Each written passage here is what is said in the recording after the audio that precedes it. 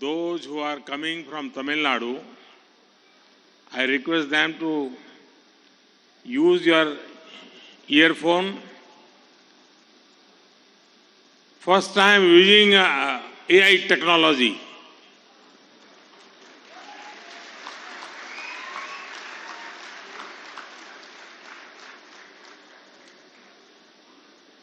मंच पर विराजमान उत्तर प्रदेश के मुख्यमंत्री योगी आदित्यनाथ जी, केंद्रीय कैबिनेट के मेरे सहयोगीगण, काशी और तमिलनाडु के विद्वज्जन,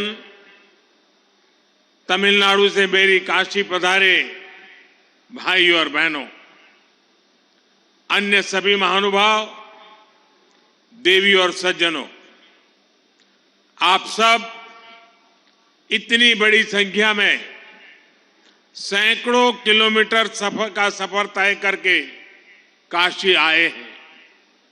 काशी में आप सब अतिथि से ज्यादा मेरे परिवार के सदस्य के तौर पर यहां आए। मैं आप सभी का काशी तमिल संगमम में स्वागत करता हूं।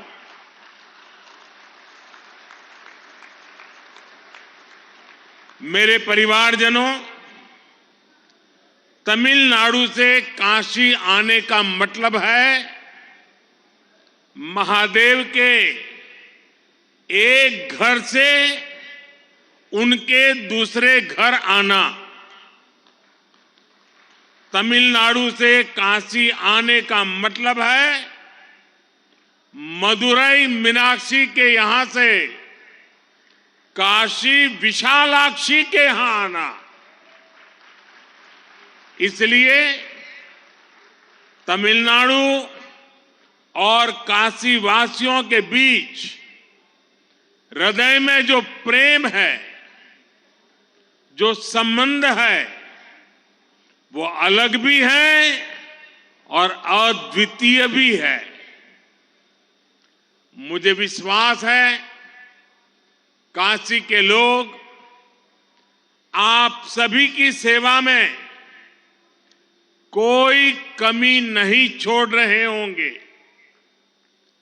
आप जब यहां से जाएंगे तो बाबा विश्वनाथ के आशीर्वाद के साथ साथ काशी का स्वाद, काशी की संस्कृति और काशी की स्मृतियां भी ले जाएंगे। आज यहां आर्टिफिशियल इंटेलिजेंस के माध्यम से टेक्नोलॉजी का नया प्रयोग भी हुआ है। ये एक नई शुरुआत हुई है और उम्मीद है इससे आप तक मेरी बात पहुंचना और आसान हुआ है। Is it okay? Annamalai? The friends from Tamil Nadu, is it okay? You enjoy? So this was my first experience. In future I will use it. You will have to give me the detailed response. Now, as usual, I'll speak in Hindi. He will help me to interpret in Tamil. मेरे परिवारजनों, आज यहां से Kanyakumari Varanasi Tamil Sangamam train को हरी झंडी दिखाई गई है। मुझे थिरुकुरल, मणिमेकलई और कई तमिल ग्रंथों के विभिन्न भाषाओं में अनुवाद के लोकार्पण का भी सौभाग्य मिला है। एक बार काशी के विद्यार्थी रहे सुब्रमण्यम भारती जी ने लिखा था, काशी नगर पुलवर पेशुम ओरैताम कांची इल केट पदरकू और करुवी सेचो वो कहना चाहते थे कि काशी में जो मंत्रोच्चार होते हैं उन्हें तमिलनाडु के कांची शहर में सुनने की व्यवस्था हो जाए तो कितना अच्छा होता। आज सुब्रमण्यम भारती जी को उनकी वो इच्छा पूरी होती नजर आ रही होगी। काशी तमिल संगमम की आवाज पूरे देश में, पूरी दुनिया में जा रही है। मैं इस आयोजन के लिए सभी संबंधित मंत्रालयों को, यूपी सरकार को और तमिलनाडु के सभी नागरिकों को बधाई देता हूं।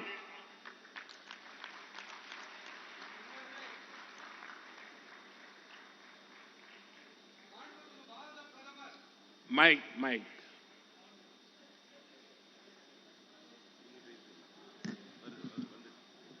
மாண்புமிகு பாரத பிரதமர் தன்னுடைய உரையை இடையிலே நிறுத்தி உங்ககிட்ட எல்லாம் ஒரு கேள்வி கேட்டார் தெரியும் இல்லையா? உங்களுக்கு காதுல விழுந்துதா அந்த உரையுடைய தமிழாக்கம்னு? உங்களுடைய எதிர்வினை ரெஸ்பான்ஸ் கொடுங்க. விழுந்தது சொல்லுங்க. காதுல விழுந்தது. நன்றி. இனி அவர் பேசிய உரையின் தமிழாக்கத்தை அளிக்கின்றோம். என் குடும்ப உறவுகளே, இன்று இங்கே கன்னியாகுமரி வாராணசி தமிழ் சங்கமம் ரயிலுக்கு பச்சை கொடி காட்டப்பட்டு தொடங்கப்பட்டிருக்கிறது. மேலும் திருக்குறள், மணிமேகலை மற்றும் பல தமிழ் நூல்கள் பல்வேறு மொழிகளில் மொழியாக்கம் செய்யப்பட்டு இவற்றை அர்ப்பணிக்கும் பெரும் பேரும் கிடைத்திருக்கின்றது. காசியிலே மாணவராக கல்வி பயின்ற மகாகவி சுப்பிரமணிய பாரதி என்ன எழுதியிருக்கிறார் தெரியுமா? காசி நகர் புலவர் பேசும் உரைதாம், காஞ்சியில் கேட்பதற்கு ஓர் கருவி செய்வோம்.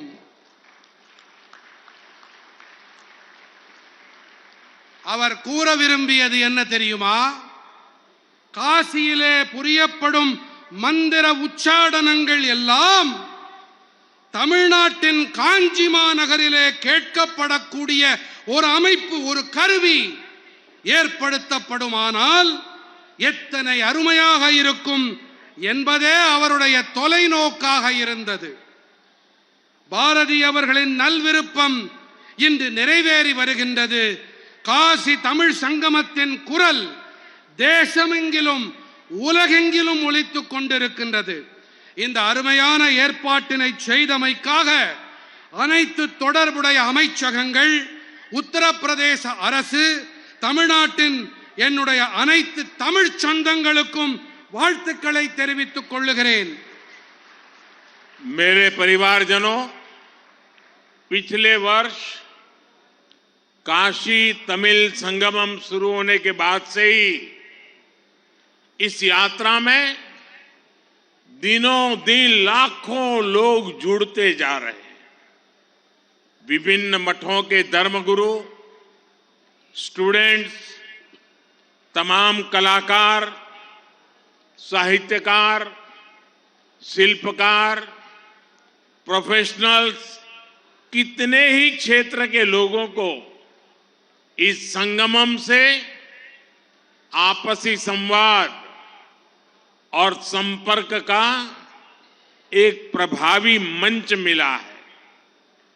मुझे खुशी है कि इस संगमम को सफल बनाने के लिए बनारस हिंदू विश्वविद्यालय और आईआईटी मद्रास भी साथ आए हैं। आईआईटी मद्रास ने बनारस के हजारों स्टूडेंट्स को साइंस और मैथ्स में ऑनलाइन सपोर्ट देने के लिए विद्या शक्ति इनिशिएटिव शुरू किया है। एक वर्ष के भीतर हुए अनेक कार्य इस बात के प्रमाण है कि काशी और तमिलनाडु के रिश्ते भावनात्मक भी है और रचनात्मक भी है। என் குடும்ப உறுப்பினர்களே, கடந்த ஆண்டு காசி தமிழ்ச் சங்கமம் தொடங்கப்பட்ட பிறகிலிருந்தே இந்த யாத்திரையோடு வெகு சில நாட்களிலேயே லட்சக்கணக்கான பேர்கள் தங்களை இணைத்துக் கொண்டே வருகின்றார்கள். பல்வேறு மடங்களின் குருமார்கள், மாணவர்கள், அனைத்து கலைஞர்கள், இலக்கிய கர்த்தாக்கள், கைவினைஞர்கள், பேராசிரியர்கள் என பல்வேறு துறைகளைச் சேர்ந்த பெருமக்கள் பரஸ்பர உரையாடலிலும் ஊடாடலிலும் ஈடுபட இந்த சங்கமம் ஒரு வளமான தளமமைத்துக் கொடுத்திருக்கின்றது. இந்த சங்கமத்தை ஒரு வெற்றி சங்கமமாக ஆக்க பனாரஸ் இந்து பல்கலைக்கழகமும் மதராஸ் இந்திய தொழில்நுட்ப கழகமும் ஒருங்கிணைந்து செயல்பட்டு வருகின்றன. மதராஸ் இந்திய தொழில்நுட்ப கழகமானது பனாரஸின் ஆயிரக்கணக்கான மாணவர்களுக்கு அறிவியல் மற்றும் கணிதத்தையும் இணைய வழியிலே கற்பிக்கும் பொருட்டு வித்யா சக்தி முன்னெடுப்பை தொடங்கி இருக்கின்றது. காசி தமிழ்நாட்டிற்கு இடையேயான உறவு பாலம் என்பது எத்தனை உணர்வு பூர்வமானது, எத்தனை ஆக்கப்பூர்வமானதும் என்பதும் கூட அதற்கு ஓராண்டிற்கு உள்ளாக அரங்கேறிய அனைத்து செயல்பாடுகளும் சான்றாக விளங்குகின்றன. मेरे परिवारजनों, काशी तमिल संगमम ऐसा ही अविरल प्रवाह है जो एक भारत श्रेष्ठ भारत इस भावना को लगातार मजबूत कर रहा है।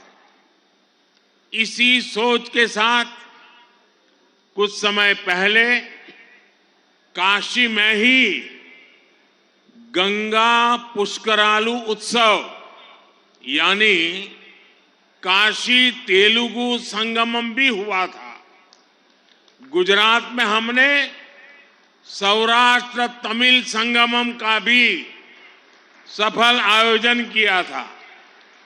एक भारत श्रेष्ठ भारत के लिए हमारे राजभवनों ने भी बहुत अच्छी पहल की है। अब राजभवनों में दूसरे राज्यों के स्थापना दिवस समारोह धूमधाम से मनाए जाते हैं। दूसरे राज्यों के लोगों को बुलाकर विशेष आयोजन किए जाते हैं। एक भारत श्रेष्ठ भारत की ये भावना उस समय भी नजर आई जब हमने संसद के नए भवन में प्रवेश किया। नए संसद भवन में पवित्र सेंगोल की स्थापना की गई है। आदिनम के संतों के मार्गदर्शन में यही सेंगोल 1947 में सत्ता के हस्तांतरण का प्रतीक बना था। एक भारत श्रेष्ठ भारत की भावना का यही प्रवाह है जो आज हमारे राष्ट्र की आत्मा को सींच रहा है। அன்பு நிறை என் குடும்ப சொந்தங்களே, காசி தமிழ்ச் சங்கமம் என்பது இடையறாத தடையில்லாத ஒரு பிரவாகம். இது ஒரே பாரதம் உன்னத பாரதம் என்ற உணர்வினுக்கு தொடர்ந்து வலுகூட்டி வருகின்றது. இந்த எண்ணத்தை அடியொற்றியே சில காலம் முன்பாக காசியிலே கங்கா புஷ்கராலு உற்சவம், அதாவது காசி தெலுங்கு சங்கமமும் நடந்தேறியது. குஜராத்திலே நாம் சௌராஷ்டிர தமிழ் சங்கமத்தை வெற்றிகரமாக அரங்கேற்றினோம். ஒரே பாரதம் உன்னத பாரதம் என்பதை முன்னெடுத்து செல்லும் பொருட்டு நமது ஆளுநர் மாளிகைகளும் கூட பெரிய அளவிலே முன்னெடுப்பை செய்திருக்கின்றன. இப்போதெல்லாம் ஆளுநர் மாளிகைகளில் பிற மாநிலங்களின் நிறுவன நாள் கொண்டாடப்படுகிறது. பிற மாநில மக்களை அழைத்து சிறப்பான ஏற்பாடுகளும் நிகழ்ச்சிகளும் நடத்தப் பெறுகின்றன. ஒரே பாரதம் உன்னத பாரதத்தின் இந்த உணர்வு நாம் புதிய நாடாளுமன்ற கட்டிடத்தில் நுழையும் வேளையிலே கூட பளிச்சிட்டது. புதிய நாடாளுமன்ற கட்டிடத்திலே புனிதமான செங்கோல் ஸ்தாபிக்கப்பட்டது. புனிதமிகு ஆதீனங்களின் வழிகாட்டுதலின் பேரில் இந்த செங்கோல் தான் 1947ஆம் ஆண்டு ஆட்சி மாற்றத்தின் அடையாளமாக அமைந்தது. ஒரே பாரதம் உன்னத பாரதம் உணர்வின் இந்த பெருக்குதான் இன்று நமது தேசத்தின் ஆன்மாவிற்கு நீரூற்றி உரம் சேர்த்து வருகின்றது. मेरे परिवारजनों, हम भारतवासी एक होते हुए भी बोलियां, भाषाओं, वेशभूषा, खान पान, रहन सहन कितनी ही विविधता से भरे हुए हैं. भारत की ये विविधता उस आध्यात्मिक चेतना में रची बसी है जिसके लिए तमिल में कहा गया है, निरेलाम गंगे निलमेलाम काशी. ये वाक्य महान पांड्य राजा पराक्रम पांड्यन का है. इसका अर्थ है हर जल गंगा जल है, भारत का हर भूभाग काशी है. जब उत्तर में आक्रांताओं द्वारा हमारी आस्था के केंद्रों पर, काशी पर आक्रमण हो रहे थे, तब राजा पराक्रम पांड्यन ने तेनकाशी और शिव काशी में ये कहकर मंदिरों का निर्माण कराया कि काशी को मिटाया नहीं जा सकता. आप दुनिया की कोई भी सभ्यता देख लीजिए, विविधता में आत्मीयता का ऐसा सहज और श्रेष्ठ स्वरूप आपको शायद ही कहीं मिलेगा. अभी हाल ही में G20 समिट के दौरान भी दुनिया भारत की इस विविधता को देखकर चकित थी. என் பிரியமான குடும்ப சொந்தங்களே, பாரத நாட்டவர்களான நாம் ஒன்றானவர்கள் என்ற அதே வேளையிலே பேச்சு வழக்குகள், மொழிகள், ஆடை அணிகள், உணவு பழக்கங்கள், இருப்பிட அமைப்புகள் என பன்முகத்தன்மையை பல கொண்டவர்கள். பாரதத்தின் இந்த பன்முகத்தன்மை வாசம் செய்து வளம் கொழிக்கும் ஆன்மீக பெருஞ்சுடரைத்தான் நீரெல்லாம் கங்கை, நிலமெல்லாம் காசி என்ற அழகு தமிழ் மொழியிலே போற்றி பேசுவார்கள். இது பாண்டிய அரசன் பராக்கிரம பாண்டியனின் வாக்காகும். அதாவது பாரத நாட்டின் அனைத்து நீரும் புனிதமான கங்கையே, பாரத நாட்டின் நிலப்பரப்பு அனைத்தும் பவித்திரமான காசி பெரும்பதியே. வடக்கிலே கொடூரமான படையெடுப்பாளர்களால் நமது நம்பிக்கையின் மையங்கள் மீது, காசியின் மீது தாக்குதல் தொடுக்கப்பட்ட வேளையிலே அரசன் பராக்கிரம பாண்டியன் தென்காசி மற்றும் சிவகாசியிலே இந்த வாக்கியத்தை உரைத்து காசினியிலே காசியினை அழிக்க முடியாது என்ற உணர்வோடு ஆலயங்களை நிர்மாணம் செய்தான். உலகின் எந்த நாகரிகத்தை வேண்டுமென்றாலும் நீங்கள் பாருங்கள், பன்முகத்தன்மை மற்றும் ஆன்மீகம் இவற்றின் இத்தனை இயல்பான உன்னதமான வடிவத்தை உங்களால் வேறு எங்குமே காண முடியாது. இப்போதுதான் G20 உச்சி மாநாட்டின் போது கூட பாரதத்தின் இந்த பன்முகத்தன்மையை கண்டு உலகமே வியந்து போனது, மலைப்பில் ஆழ்ந்தது. मेरे परिवारजनों, दुनिया के दूसरे देशों में राष्ट्र एक राजनीतिक परिभाषा रही है, लेकिन भारत एक राष्ट्र के तौर पर आध्यात्मिक आस्थाओं से भरा है। भारत को एक बनाया है आदि शंकराचार्य और रामानुजाचार्य जैसे संतों ने, जिन्होंने अपनी यात्राओं से भारत की राष्ट्रीय चेतना को जागृत किया। तमिलनाडु से आदिनम संत भी सदियों से काशी जैसे शिव स्थानों की यात्रा करते रहे। काशी में कुमार गुरुपुरर ने मठ मंदिरों की स्थापना की थी। तिरुपनंदाल आदिनम का तो यहां से इतना लगाव है कि वो आज भी अपने नाम के आगे काशी लिखते हैं। इसी तरह तमिल आध्यात्मिक साहित्य में पाडल पेट्रथलम के बारे में लिखा है कि उनके दर्शन करने वाला व्यक्ति केदार या तिरुकेदारम से तिरुनेलवेली तक भ्रमण कर लेता है।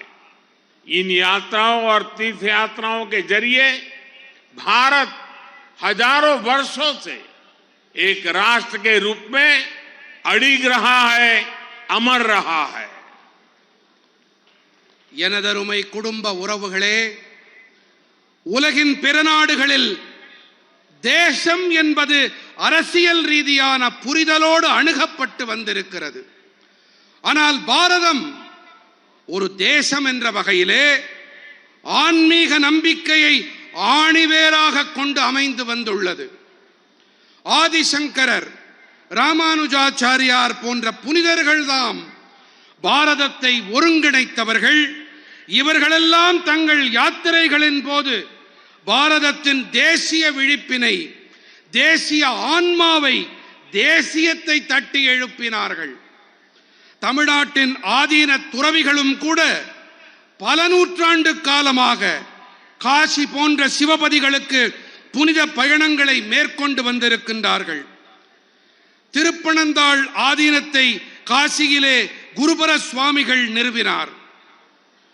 இன்று கூட திருப்பனந்தாள் ஆதீன கர்த்தர்கள் தங்கள் பெயருக்கு முன்பாக காசிவாசி என்று எழுதுகிறார்கள். இதைப் போலவே தமிழின் ஆன்மீக நூல்களிலே பாடல் பெற்ற தலம் எனும் போது இவற்றை தரிசனம் செய்யும் மனிதர் திருக்கேதாரம் முதல் திருநெல்வேலி வரை யாத்திரை மேற்கொண்டவராகிறார்.